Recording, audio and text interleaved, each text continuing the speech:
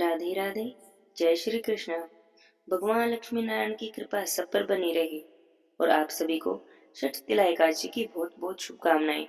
आज हम सुनेंगे षठ एकादशी के व्रत की कथा। बोलिए विष्णु भगवान की जय हो, एकादशी माता की जय हो। एक समय की बात है, भगवान श्री कृष्ण और अर्जुन धर्म पर चर्चा कर रहे थे। तभी अर्जुन ने श्री कृष्ण को प्रणाम करते हुए पूछा, हे केशव, आपके मुख से एकादशी व्रत की कथाएं सुनकर मुझे असीम आनंद की प्राप्ति होती है। अब आप मुझे माघ मास के कृष्ण पक्ष की एकादशी के बारे में बताइए। इस एकादशी का क्या नाम है? इस एकादशी के व्रत का क्या विधान है? इस एकादशी के व्रत में किस देवता का पूजन किया जाता है?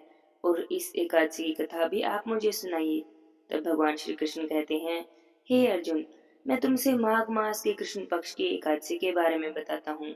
इस एकादशी का नाम षठतिला एकादशी है। अब तुम इस एकादशी की कथा सुनो।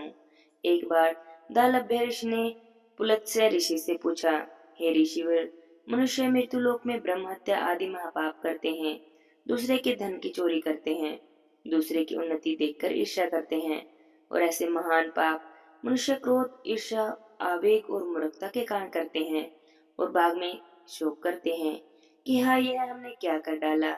हे महामुनि, ऐसे मनुष्य को नरक से बचाने का क्या उपाय है? कोई ऐसा उपाय बताइए जिससे ऐसे मनुष्य को नरक से बचाया जा सके, उन्हें नरक की प्राप्ति ना हो। ऐसा कौन सा दान पुण्य है जिसके प्रभाव से नरक की यातनाओं से बचा जा सकता है? इन सभी प्रश्नों का आप मुझे उत्तर दीजिए। दालभ्य ऋषि की बातें सुनकर पुलत्स्य ऋषि ने कहा, हे मुनिवर, आपने मुझसे बड़ा ही अच्छा प्रश्न पूछा है। इससे संसार के मनुष्य को बहुत लाभ होगा। जिस रहस्य को आज तक इंद्र आदि देवता भी नहीं जानते, वही रहस्य मैं आपको अवश्य ही बताऊंगा।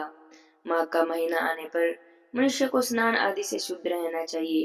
इंद्रियों को वश में करके काम, क्रोध, लोभ, मोह, ईर्ष्या और अहंकार आदि से बचना चाहिए। पुष्प नक्षत्र में गोबर, कपास और तिल मिलाकर उपले बनाने चाहिए और इन उपलों से 108 बार हवन करना चाहिए। जिस दिन मूल नक्षत्र हो और एकादशी तिथि हो, तब अच्छे पुण्य देने वाले नियमों को ग्रहण करना चाहिए। स्नान आदि नित्य क्रम से देवों को देव भगवान श्री हरि की पूजा करनी चाहिए और कीर्तन आदि करना चाहिए। एकादशी का उपवास करें और रात्रि को जागरण करें और हवन करें। उसके दूसरे दिन धूप दीप नैवेद्य से भगवान श्री हरि की पूजा अर्चना करें और उन्हें इस दिन खिचड़ी का भोग लगाएं। इस दिन भगवान श्री हरि को पेठा, नारियल, सीताफल, सुपारी सहित अर्घ दें और उनकी स्तुति करके प्रार्थना करें। हे जगदीश्वर, आप निराश्रित को शरण देने वाले हैं। आप संसार में डूबे हुए का उद्धार करने वाले हैं। हे कमल नयन, हे मधुसूदन, हे जगन्नाथ, हे पुंडरीकाक्ष, आप लक्ष्मी जी सहित मेरे इस तुच्छ आरोग्य को स्वीकार करें। इसके बाद ब्राह्मण को जल से भरा घड़ा और तिल का दान करें। यदि संभव हो तो ब्राह्मण को गाय और तिल का दान करें। इस प्रकार मनुष्य जितने तिलों का दान करता है, उतने ही हजारों वर्षों तक उसे स्वर्ग की वास प्राप्त होता है। इस दिन 6 रूप में तिलों का प्रयोग किया जाता है, इसलिए इसका नाम षठ तिला है। तिल से स्नान, तिल का उपटन, तिलों तिल दल का तिल, तिल का ही भोजन और तिल का दान, ऐसा करने से अनेक प्रकार के पाप नष्ट हो जाते हैं। इतना कहकर ऋषि कहते हैं कि हे ऋषिवर, अब आप एकादशी व्रत की कथा सुनिए। एक बार नारद मुनि ने भगवान श्री हरि से षटतिला एकादशी का महात्म्य पूछा और उन्होंने कहा, हे प्रभु, मेरा प्रणाम स्वीकार करें। षटतिला एकादशी के उपवास का क्या पुण्य है? उसकी क्या कथा है? इससे पहले किसने किया है? सब कृपा कर विस्तार से कहिए। नारद जी की प्रार्थना सुनकर भगवान श्री हरि बोले, हे नारद जी, मैं आपको प्रत्यक्ष दिखाता हूँ, एक सत्य वृतांत सुनाता हूँ, आप ध्यान से सुनो। बहुत समय पहले की बात है, मृत्युलोक में एक ब्राह्मण रहती थी। वह बहुत ही व्रत उपवास करती थी। एक एक मास तक उपवास करती रहती और उसके कारण उसका शरीर कमजोर हो गया। वह बहुत बुद्धिमान थी, फिर भी उसने कभी भी देवताओं और ब्राह्मणों के लिए अन्नदान नहीं किया। मैंने चिंतन किया कि इस ब्राह्मणी ने उपवास आदि से अपना शरीर तो पवित्र कर लिया है, इसको वैकुंठ लोक भी प्राप्त हो जाएगा, पर इसने कभी अन्न का दान नहीं किया। अन्न के बिना जीव की तृप्ति होना कठिन होता है, और ऐसा सोचकर मैं मृत्यु लोक में गया और उस ब्राह्मणी से अन्न की भिक्षा मांगी। इस पर उस ब्राह्मणी ने कहा, हे योगीराज, आप यहाँ पर किस लिए पधारे हैं? तब मैंने कहा कि मुझे भिक्षा चाहिए। इस पर उसने मुझे अन्न नहीं दिया, बल्कि एक मिट्टी का पिंड दे दिया। मैं उसको पिंड को लेकर ही वापस आने अपने स्वर्ग को लौटाया। कुछ समय व्यतीत हुआ और ब्राह्मण शरीर त्याग कर स्वर्ग में आए। मिट्टी के पिंड के प्रभाव से उस जगह एक आम के वृक्ष सहित घर मिला, किंतु उस घर को अन्य सभी वस्तुओं से खाली पाया। तब वह बहुत घबराई और घबराई हुई मेरे पास आई और बोली, प्रभु, मैंने तो अनेकों व्रत किए हैं, हर प्रकार से आपका पूजन किया है, फिर भी मेरे घर में वस्तुएं नहीं, इसका क्या कारण है? तब मैंने उनसे कहा, तुम अपने घर जाओ और जब देव स्त्रियां तुम्हें देखने आए तब उनसे षटतिला एकादशी व्रत का महात्म्य और विधान पूछ लेना। जब तक वे ना बताएं तब तक द्वार मत खोलना। प्रभु के ऐसे वचन सुनकर वह अपने घर गई। जब देव स्त्रियां उनसे मिलने आई तो द्वार खोलने से पहले कहने लगी कि यदि आप मुझे देखने आई हैं तो पहले मुझे षटतिला एकादशी का महात्म्य बताइए। तब उनमें से एक देव स्त्री ने कहा, यदि तुम्हारी यही इच्छा है तो ध्यान से सुनो। मैं तुम्हें एकादशी व्रत और उसका महात्म्य विधि विधान सहित कहती हूँ। तब उस देवी स्त्री ने षटतिला एकादशी का महात्म्य सुना दिया और ब्राह्मणी ने द्वार खोल दिया। देव स्त्रियों ने ब्राह्मणी को सब स्त्रियों से अलग पाया। उस ब्राह्मणी ने भी देव स्त्रियों के कहे अनुसार षटतिला एकादशी का उपवास किया और उसके प्रभाव से उसका घर धन धान्य से भर गया। हे अर्जुन, मनुष्य के अज्ञान त्याग कर षटतिला एकादशी का उपवास करना चाहिए। इस उपवास को करने वाले को जन्म जन्म की निरोगता प्राप्त होती है। इस उपवास से मनुष्य के सभी पाप नष्ट हो जाते हैं। बोलिए काची माता की जय हो, विष्णु भगवान की जय हो। अब सुनते हैं तुलसी माता की कहानी। बोलिए तुलसी माता की जय हो। कुछ समय पहले की बात है। किसी गांव में एक बुढ़िया माई रहती थी। बुढ़िया माई भगवान विष्णु की बहुत बड़ी भक्त थी। रोज भगवान विष्णु के मंदिर में जाती और पूजा करती। मंदिर से आते समय तुलसी देवी की पूजा करती। तुलसी देवी के बिड़वे को सींचती, पूजा करती, परिक्रमा करती, वहां पर साफ सफाई करती। यह उसका रोज का नियम था। अपनी पूजा पाठ समाप्त करके जब घर को आती तो तुलसी माता से प्रार्थना करती, हे तुलसी माता, मैं तेरा बिड़वा सींचती हूँ, तुम मुझे पनाह दे। तुलसी माता सबकी दाता, मैं बिड़वा सींचू दे तेरा, तो कर निस्तारा मेरा। हे तुलसी माता, अड़वा दे, गड़वा दे, पीताम्बर की धोती दे, मीठा मीठा घास दे, बैकुंठ का वास दे, चटके की चाल दे, पटके की मोत दे, झालर किसी झनकार दे, दाल भात का जीवन दे, एकादशी का दिन दे और कृष्ण का कांदा दे। ऐसी प्रार्थना माई बुढ़िया माई रोज करती। बुढ़िया माई की प्रार्थना सुनकर तुलसी माता सूखने लगी। भगवान ने देखा तो उन्हें बड़ी चिंता हुई। उन्होंने तुलसी माता से पूछा, हे देवी, क्या बात है? तुम्हारे पास तो इतनी औरतें आती हैं, तुम्हारी पूजा करती हैं, गाती हैं, बजाती हैं। तुम्हें तो खुश रहना चाहिए, हरी भरी रहना चाहिए, तुम सूखती क्यों जा रही हो? तब तुलसी माता बोली, हे भगवान, बस मेरे मन की मत पूछो। तब भगवान हंसकर बोले कि देवी, मैं नहीं पूछूंगा तो कौन पूछेगा? बताइए, आपको क्या समस्या है? तब तुलसी माता बोली, हे भगवान, आप जो कह रहे हैं वह सब सच है। मेरे पास इतनी औरतें आती हैं, मेरी पूजा करती हैं, गाती हैं, बजाती हैं, मेरा तो मन लगा रहता है। लेकिन एक बुढ़िया माई रोज आती है, रोज मेरी पूजा करती है, परिक्रमा करती है और फिर प्रार्थना करती है कि हे तुलसी माता, मैं तेरा बिड़वा सींचती हूँ, तुम मुझे बहू दो। तुलसी माता सबकी दाता, मैं बिड़वा सींचू तेरा, तू कर निस्तारा मेरा। तुलसी माता अड़वा दे, गड़वा दे, पीताम्बर की धोती दे, मीठा मीठा घास दे, बैकुंठ का बास दे, चटके की चाल दे, पटके की मोत दे, झालर की झनकार दे, दाल भात का जीवन दे। तो श्री भगवान बोले, हे तुलसी देवी, बस इतनी सी बात है, आप चिंता मत करो। जब बुढ़िया माई की मृत्यु होगी तो मैं उसे अपना कांधा देने आ जाऊंगा। तो तुलसी माता ने कहा, सोच लीजिए भगवान, आप वचन दे रहे हैं? तब भगवान हंसकर बोले, हाँ हाँ देवी, मैं वचन देता हूँ, मैं जरूर आऊंगा।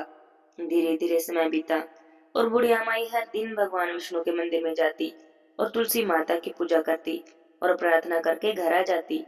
एक दिन की बात है, एकादशी का दिन था।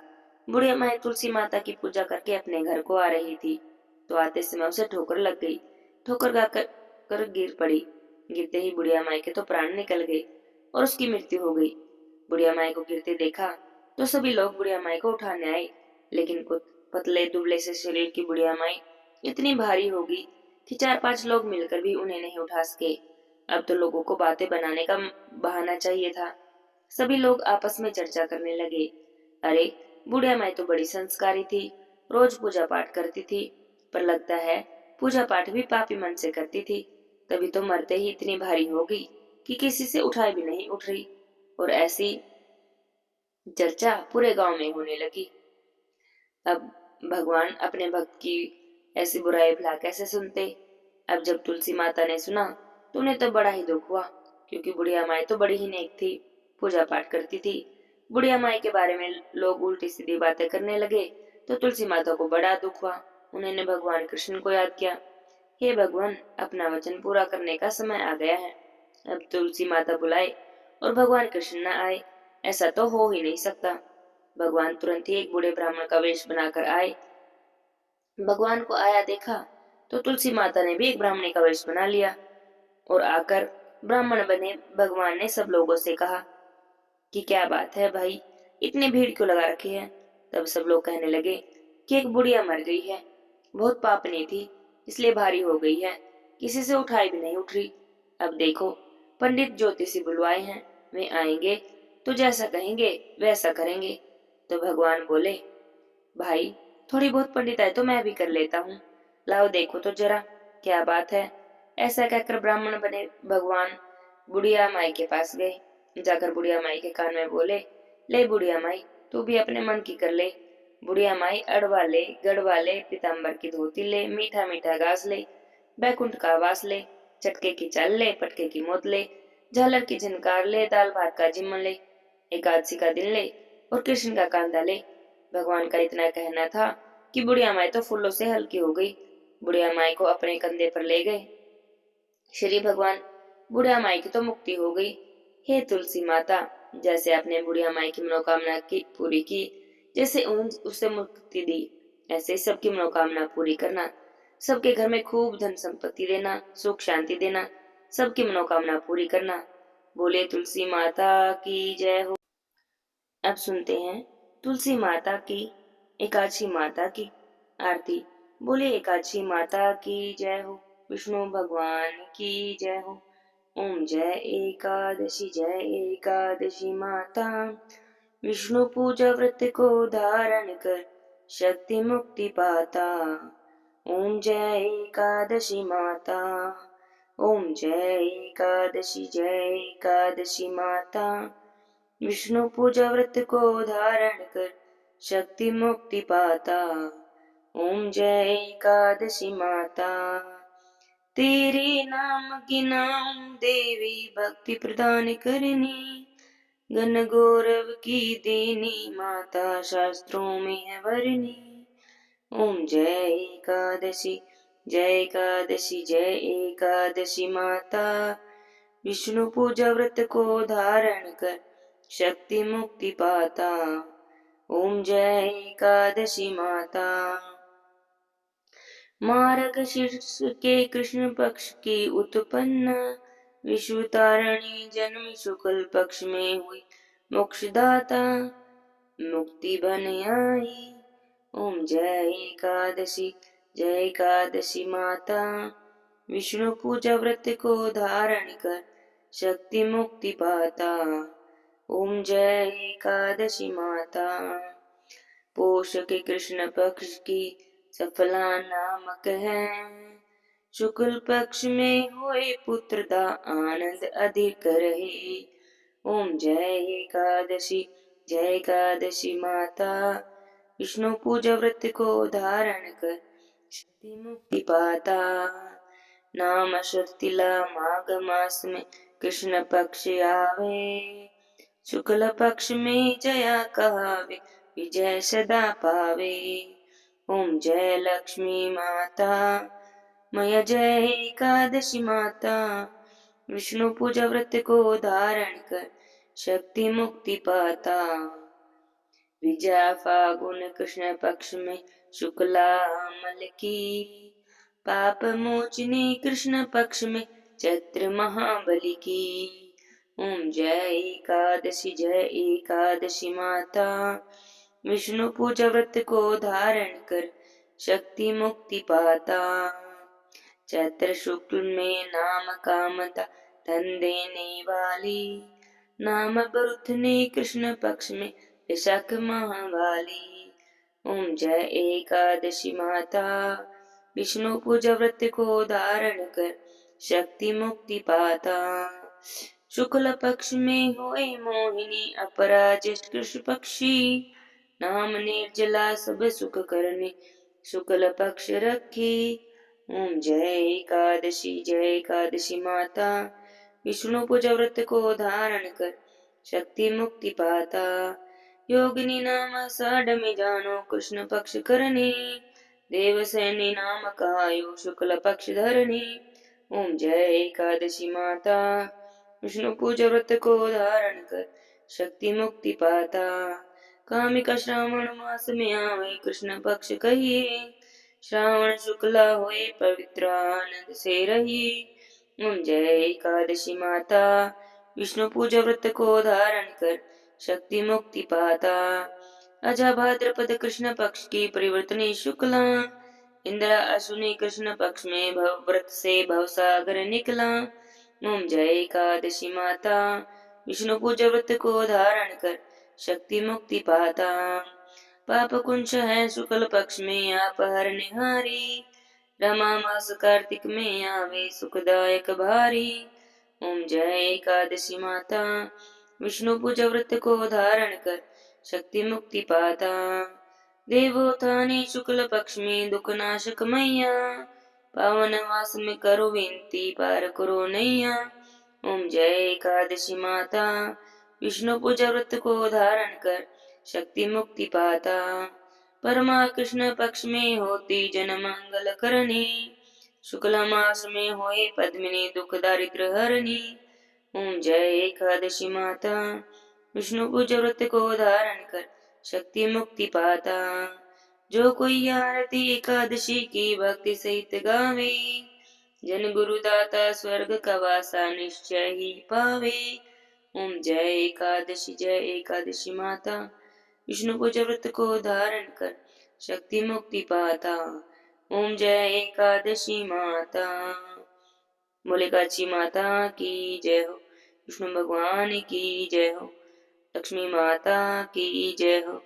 जय जय श्री राधे श्याम।